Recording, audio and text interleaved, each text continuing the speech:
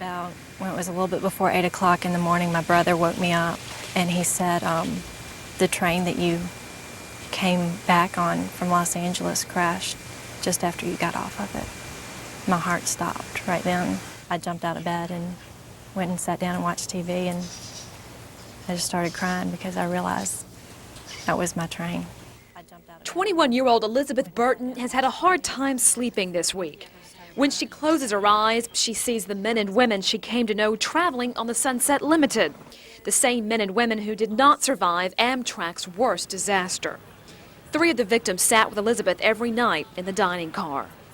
And it was really hard because I had gotten to know these people. They had told me about their trip, why they had been out west, and what they were going to do when they got home. And just to think that everything had ended just so fast. Elizabeth decided to take her first ever Amtrak ride to see friends in Los Angeles 3 weeks ago. She met her father at the Mobile station about 2:30 Wednesday morning, just about 20 minutes before the Sunset Limited plunged into Bayou Kana.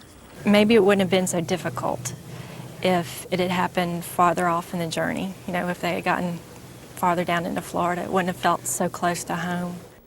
Getting back to classes at the University of South Alabama is helping to erase the shock of last Wednesday, but it will still take more time to forget.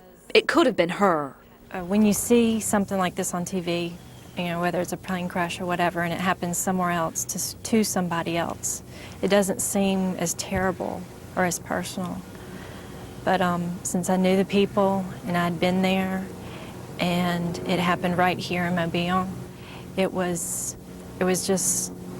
kind of too much to take. It's like, even though it didn't happen to me, I feel like I was part of it. In Mobile, Amy Greer, Action News 10. Had a hard time.